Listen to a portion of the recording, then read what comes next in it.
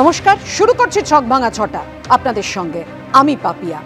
এবার আর হুমায়ুন কবিরের টার্গেটে কে তা নয়, এবার হুমায়ুন কবির খোদ টার্গেট। কেন বলছি এ কথা? কারণ একের পর এক বিতর্কিত মন্তব্য করেছেন হুমায়ুন কবির, ভরতপুরের তৃণমূল বিধায়ক। সেই তৃণমূল বিধায়ক হুমায়ুন কবিরকে শোকজ করল তৃণমূল। বিধানসভায় শৃঙ্খলা রক্ষী কমিটির বৈঠকে সিদ্ধান্ত, নোটিশ যাচ্ছে আজ, উত্তর দিতে হবে 3 দিকে। অন্যদিকে বেআইনি বাড়ি ভাঙতে গিয়ে তৃণমূল কাউন্সিলরের রোষের মুখে পড়লেন পুরকর্মীরা। একেবারে লোকজন জুটিয়ে পুলিশের সামনেই তৃণমূল কাউন্সিলর ওয়াসিম আনসারির হুমকি। একের পর এক সেই বিষয় শুরুতেই আপনাদের সামনে। বেলাগাম হুমায়ুন কবির, ভরতপুরের বিধায়ককে শোকজ করল তৃণমূল। সোমবারই মমতা বন্দ্যোপাধ্যায় স্পষ্ট করে দিয়েছিলেন কোনো বেফাঁস মন্তব্য করা যাবে না, দলের বাইরে, দলের মধ্যেই করতে হবে যা বলার। খাস কলকাতায় বেআইনি বাড়ি ভাঙতে গিয়ে কাউন্সিলরের রোষের মুখে পুরকর্মীরা। আমরা এই নিয়ে আলোচনায় আসব, কিন্তু তার আগে শুরুতেই আপনাদের সামনে রাখবো মন্তব্য বিতর্কে হুমায়ুন কবির। অবশেষে তৃণমূলের শোকজ, দলের শোকজের পরেও মন্তব্যে অনড় রইলেন হুমায়ুন কবির। বিধানসভায় শৃঙ্খলা রক্ষা কমিটির বৈঠকে শোকজের সিদ্ধান্ত নেওয়া হয়েছে। 3 দিনের মধ্যে হুমায়ুন কবিরকে শোকজের জবাব দিতে হবে, এমনই নির্দেশ। আর শোকজের মুখেও অনড় হুমায়ুন কবির, কি বলেছেন তিনি দেখুন। থেকে আমি আপনাদের মাধ্যমে শুনছি, এখনো আমি শোকজ লেটার আমার কাছে পাইনি বা আসেনি, নিশ্চয়ই এসে যাবে। এসে গেলে ডিসিপ্লিনারি কমিটির সম্মানার্থে আমাকে যেসব পয়েন্ট নিয়ে শোকজ করা হচ্ছে, যে সময় দেওয়া হচ্ছে, সেই সময়ের অন্ততপক্ষে 12 ঘন্টা আগেই আমি সেই ডিসিপ্লিনারি কমিটির কাছে যথাযোগ্য জবাব আমি পৌঁছি। আমি নিশ্চয়ই দলের ভালো চাই, দল সুশৃঙ্খল থাকুক সেটাও চাই, নেত্রী দীর্ঘজীবী হন এটাও চাই, তৃণমূল দল লং টাইম পশ্চিমবাংলায় ক্ষমতায় থাক সেটাও চাই। কিন্তু আমার ব্যক্তিগত সম্মানের সঙ্গে কেউ আঘাত করলে আমি তার সাথে লাইফে কম্প্রোমাইজ করিনি, সে আমার মৃত পিতা হলেও করিনি। আর ওই কল্যাণ ব্যানার্জি বা ববি হাকিমের সাথেও হুমায়ুন কবির কম্প্রোমাইজ করেন। দলের ডিসিপ্লিনারি কমিটি করে দিয়েছেন সর্বোচ্চ নেত্রী। সেই কমিটির তো কাজই হচ্ছে কেউ যদি দলের ক্ষতি করার মতো কিছু বা দলের সম্মান হানিকর কিছু করেন বা দলকে কমজোরি করার কোনো চক্রান্তে যুক্ত থাকেন, তাহলে সেটাকে খুঁজে বের করে তাদের বিরুদ্ধে ব্যবস্থা গ্রহণ করা। তাই তিনারা মনে করেছেন হুমায়ুন কবিরের বক্তব্যে যদি দল কোনো কারণে ক্ষতিগ্রস্ত হয়, নিশ্চয়ই দল কেন আমাকে রেয়াত করবে। আপনারা জানেন, প্রথমেই যে কথা বলছিলাম, মমতা বন্দ্যোপাধ্যায় একদম বলে দিয়েছেন কোনো বেফাঁস মন্তব্য করা যাবে না সোমবারই, এবং তিনটি শৃঙ্খলা রক্ষা কমিটি গঠন করা হয়েছে। আমি দেবনানন্দার কাছে আসবো। দেবনানন্দা, একটি শৃঙ্খলা রক্ষা কমিটি নয়, সংসদীয় ডিসিপ্লিনারি কমিটি, দলীয় ডিসিপ্লিনারি কমিটি এবং পরিষদীয় ডিসিপ্লিনারি কমিটি। হুমায়ুন কবির তো কাউকে পরোয়াই করছেন না, পরিষ্কার বলছেন 2 পাতার চিঠি এলে 4 পাতার জবাব দেবো, গতকাল বলছেন আর আজকে বলছেন কাউকে ভয় করি না, আমি কাউকে পরীক্ষা দেব না। তার মানে একেবারে দলীয় নেতৃত্বকে তো চ্যালেঞ্জ ছুড়ে দিলেন। শরৎচন্দ্র তার স্বামী ছোট গল্পে লিখেছিল, একজন মাতালকে একবার কড়া মদ দিলে জল দেওয়া মদে আর তার মন ভরে না। কারণ কড়া মদ দিতে হবে। এখন কড়া মদ দিতে গেলে প্রথমটা যাবে, দ্বিতীয়টা যাবে, তৃতীয়টা, মানে এইসব লোককে কড়া মদ দিতে হবে। ছোটো মদ না, প্রথমবার যাচ্ছে, দ্বিতীয়বার, তৃতীয়বার, দেখা যাক কী হয়। এই জিনিসটাকে বারবার হাতের বাইরে দেওয়া যায় না। বহুদিন থেকে বলছি, বহুদিন, আজকে থেকে না, কোনো একটা কথা হলে ইস্যু হলেই বলতে আরম্ভ করে। আমার প্রশ্ন, নিশ্চয়ই ডিসিপ্লিনারি কমিটি এর বিরুদ্ধে যেভাবে পদক্ষেপ নিচ্ছে, এই পদক্ষেপটা নেওয়া উচিত, আরও আগে নেওয়া উচিত ছিল। মানে ইচ্ছে মতো বলবো, এই দেখছি কয়েকজন বলতো, আর সবাই দেখছি মোটামুটি থেমে গেছে, কিন্তু এ আর কোথা থেকে থামছে না। এই থামাটা কেন থামানো যাচ্ছে না? না, যাচ্ছে না বলেই তো কড়া মত দিতে হবে। একবার মদ খেলে জল দেওয়া মতে কাজ হবে না, কড়া মত দিতে হবে। আপনি নিশ্চয়ই তো এই বক্তব্যগুলো বলছেন, মমতা বন্দ্যোপাধ্যায় নিজে অভিষেক বন্দ্যোপাধ্যায়কে নেতৃত্ব দিয়েছেন, ভার দিয়েছেন, দায়িত্ব দিয়েছেন, সুতরাং অভিষেক বন্দ্যোপাধ্যায়ের সম্পর্কে কোনো মন্তব্য করলে অন্যায় হবে না। না, মন্তব্য শোনো, ওটা পড়ো, ওটার সঙ্গে না। ওর প্রশ্ন তারপরে কি, ববি হাকিমকে বলুক আর কল্যাণ বন্দ্যোপাধ্যায়কে, যারা জিততে পারে না ও এদের বিরুদ্ধে বলে। প্রশ্নটা শোনো, একটা ইস্যুতে ছিল, মানে অভিষেক বন্দ্যোপাধ্যায় সেকেন্ড ম্যান, এটা কোনো ব্যাপার না, এটা বলতেই পারে, একজনও চিন্তাও করতে পারে, ভালো কথা। কিন্তু তারপরে বলতে গিয়ে বাড়তি কথাগুলো যেগুলো বলছে এটা ওর মনের কথা। ওকে এখন পদ দরকার। শোনো, একবার মুখ্যমন্ত্রী ওকে মন্ত্রিত্ব করেছিল, 6 মাস পরে নিজের এলাকায় জিততে পারলো না করে বাদ দিল। একবার তারপর আবার বিজেপিতে গেল, আবার তৃণমূলে আসলো। এই দলবদল অর্থাৎ দেবনারায়ণ বলছেন যে হুমায়ুন কবির এখন পদের লোভে, পদের আশায় একের পর এক এই মন্তব্য করছেন। গতকাল ফেরাদ হাকিমকে নিয়ে কি বলেছিলেন তিনি, রাখবো আপনাদের সামনে। 2021 থেকে 2024 এই যে 3.5 বছরে যারা রাজনৈতিকভাবে যে জেলাটা ববি হাকিম দেখছে, সেই ববি হাকিম মুর্শিদাবাদ জেলার 20টা এমএলএর সঙ্গে কদিন মিটিং করেছে, তাদের কোনো অভাব অভিযোগ শুনেছে? তাদের বেলডাঙ্গাতে গন্ডগোল হলো, সেখানে কোথায় ববি হাকিমের ইন্টার্নস ছিল, কোথায় হস্তক্ষেপ ছিল? কোনো বিপদগ্রস্ত মানুষের পাশে সে দাঁড়িয়েছে, খোঁজ নিয়েছে? সেখানে আমাদেরকেই ফেস করতে হয়। মুর্শিদাবাদের মানুষ ভোট দিয়ে সরকার গঠন করবে, আর সেই সরকারের উপরে বোল্ডোজার চলবে, সেই সরকারের উপরে পুলিশ প্রশাসন মামলা করে দেবে, সেই সরকারের নিরপরাধ ছেলেদেরকে তৃণমূলের সমর্থকদের ধরে পুলিশ লক আপ করে দেবে। এর সমাধান যারা মমতা বন্দ্যোপাধ্যায়কে ভুল বোঝাতে চেষ্টা করছেন বা ঘেরাটোপে রাখতে চাইছেন, তারা ভবিষ্যতে জবাব পাবে। আগামী দিনে 2026-এর ইলেকশনে মুর্শিদাবাদ জেলায় হুমায়ুন কবির অল আউট 22টা সিটে এদের এই অপকর্মের জবাব আমি দেব, আমি যদি বেঁচে থাকি। অর্থাৎ আপনারা বুঝতেই পারলেন, হুমায়ুন কবির বলছেন যে তিনি অল আউট খেলবেন 2026-এ। কিন্তু যিনি বেলডাঙ্গার প্রসঙ্গ তুললেন, সেই বেলডাঙ্গাতেই তার বিস্ফোরক মন্তব্য নিয়ে কোনো পদক্ষেপ নিতে দলকে আমরা দেখিনি। আমি এখানেই রাজস্বীর কাছে আসব।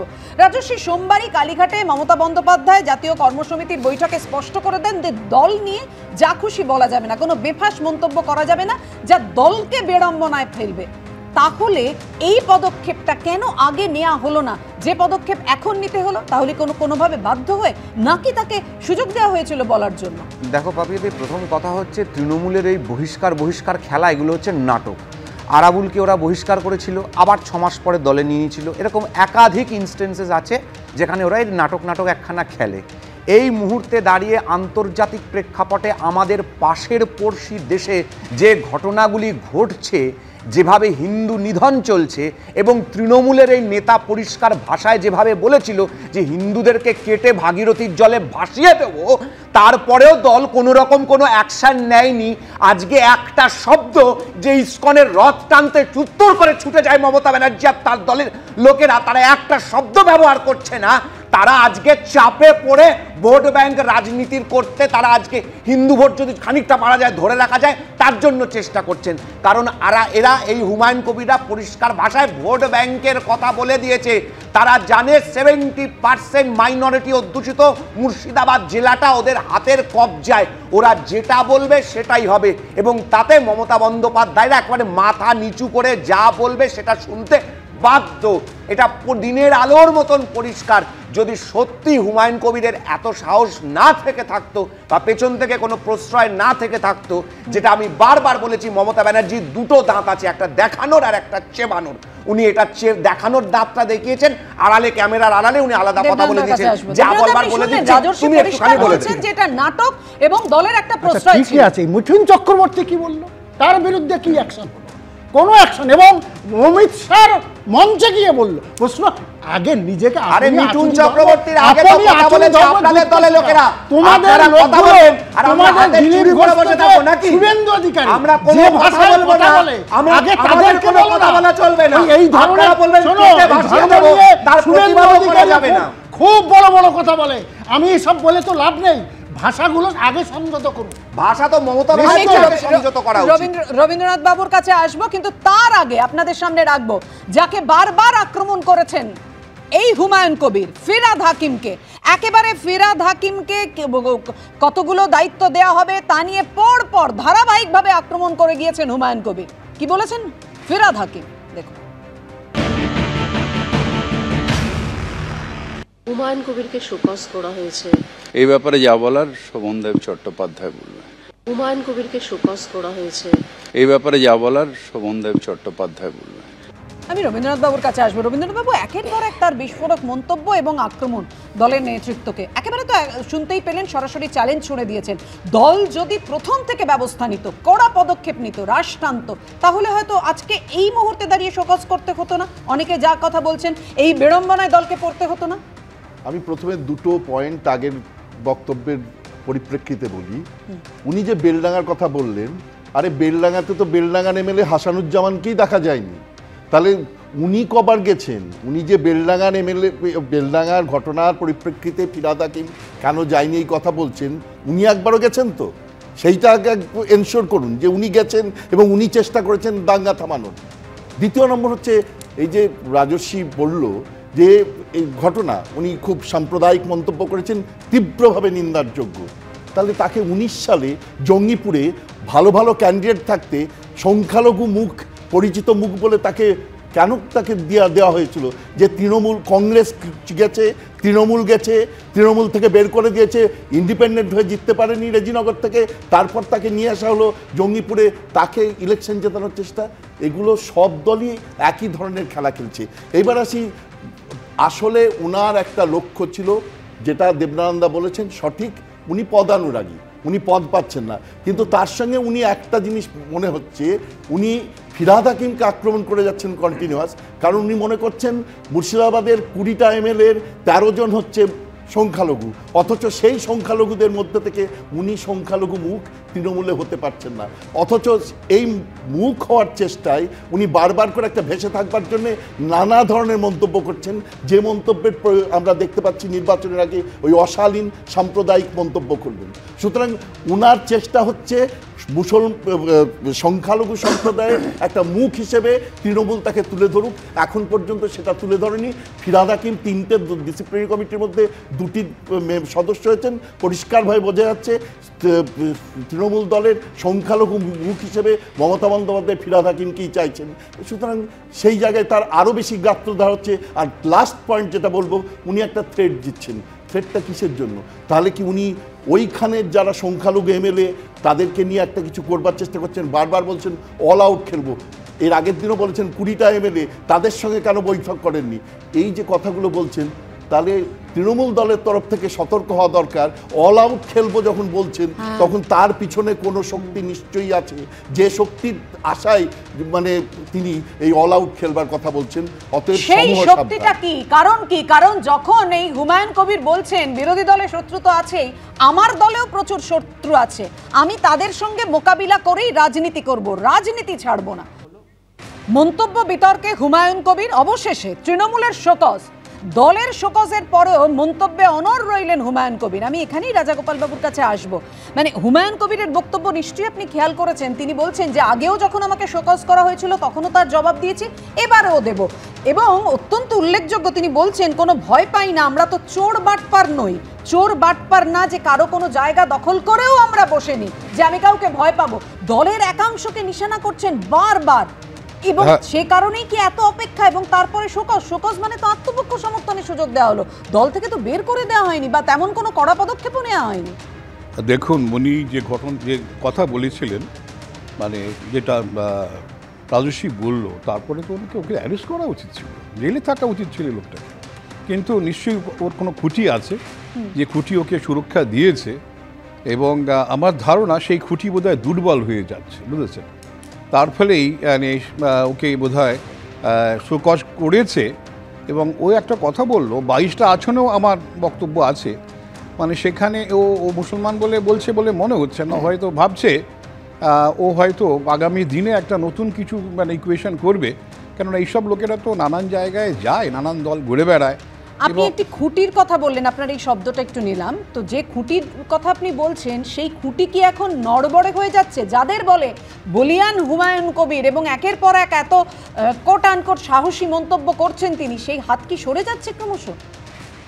নিশ্চয়ই সেটা ঘটছে, এবং উনি বারবার এক নেতার নাম বলতেন, তাকে বোধহয় সঠিক দায়িত্ব দেওয়া হচ্ছে না, মুখ্যমন্ত্রীর ভার বেড়ে গেছে, তাকে দায়িত্ব দেওয়া হোক, এইসব কথা উনি বলতেন। অভিষেক বন্দ্যোপাধ্যায়ের কথা বলেছেন। এখন দেখা যাচ্ছে সেই নেতারকে তো এই মুহূর্তে তো সেভাবে দায়িত্ব আসেনি, তাই ওনার খুঁটি নিঃসন্দেহে কিছুটা দুর্বল, এবং তার ফলে এই ধরনের আচরণ করেছে। হয়তো কিছুদিন পরেই আবার এটা মানে যে শোকজ, সেটা শোকজ থাকবে না, মানে কজ তো কিছু নেই, এটাই তো দলের বক্তব্য বলে আমার ধারণা। মানে দলের উনি সঠিকভাবেই হয়তো প্রচার করছেন, কিন্তু জানি না আগামী দিনে ওনার কথা শুনে মনে হচ্ছে যে মুর্শিদাবাদ জেলা, যেখানকার ডেমোগ্রাফিতে 70% সংখ্যালঘুরা আছেন, উনি ভাবছেন উনি অনেক দিনের পুরনো লোক, ওনার হয়তো বড় ভূমিকা আছে সংখ্যালঘুদের কোনোভাবে মত পরিবর্তন করতে। দেখা যাক কি কতটা পারেন, তবে এইসব নেতাদের খুব একটা গুরুত্ব দেওয়া উচিত বলে আমি মনে করি না, যারা এই ধরনের সাম্প্রদায়িক মন্তব্যের উপর ভিত্তি করে।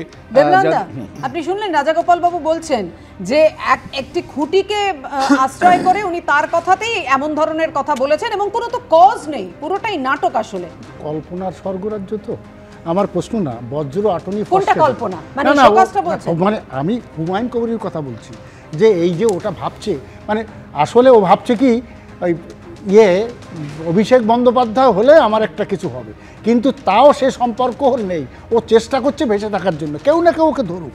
আর এটা বজ্র আটনি ফসকে গেল মুখ্যমন্ত্রী অভিষেক বন্দ্যোপাধ্যায়ের কোনো গার্ড নেই। না না না না, প্রশ্ন হচ্ছে, আমার প্রশ্ন হচ্ছে কি, আজকে ওকে সত্যি কিন্তু দেখিয়েছিল একটা সময় সমাজ রেখেছিল, কিন্তু ওরা নিজে গিয়ে জিততে পারেনি। আমি একটাই কথা বলবো, দুবার জিততে পারেনি, অভিষেক বিজেপিতে গিয়েও জিততে পারেনি। অবশ্যই কি জবাব দেন হুমায়ুন কবির 3 দিন পর, আমাদের সেদিকে নজর থাকবে।